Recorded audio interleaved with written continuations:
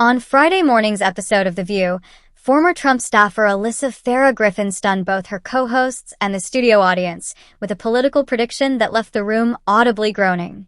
During a heated Hot Topics discussion, Griffin reflected on the current mood of the country, noting that many Americans feel the system in Washington simply isn't working for them. She argued that people are less focused on abstract ideals like democracy and more consumed with the immediate struggles of everyday life, such as paying bills and keeping up with the cost of living.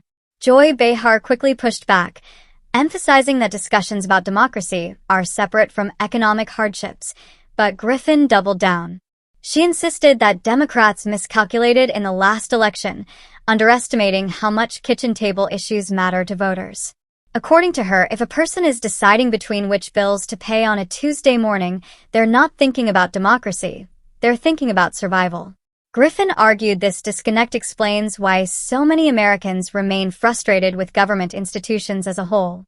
Navarro jumped in to remind the panel and audience that many voters seemed to forget just how damaging Trump's leadership was when they cast their ballots last year, re-electing him over Vice President Kamala Harris.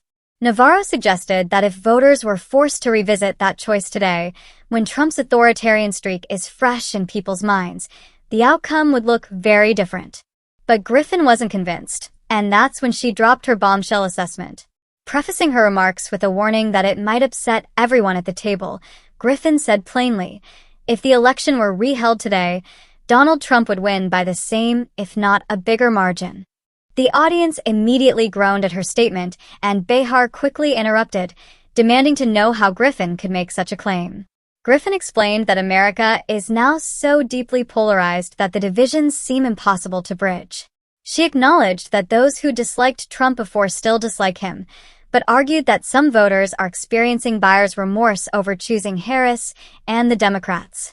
She went on to cite polling that suggests Republicans continue to hold more trust on top issues that matter most to voters, though she didn't name the specific survey.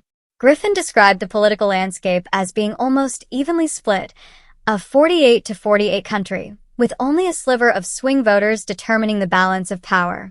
This, she suggested, explains why Trump could maintain or even grow his margin of victory if another election were held today. Griffin's blunt analysis wasn't without precedent on the show.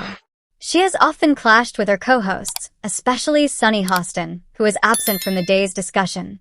Earlier this year, Griffin even sparred with Behar directly, snapping that Democrats had only themselves to blame for Trump's continued political influence, declaring, "We have Trump because you guys screwed this up." Her latest prediction continues that pattern of sparking controversy, challenging her co-hosts, and striking a nerve with the audience that doesn't want to imagine Trump returning to power.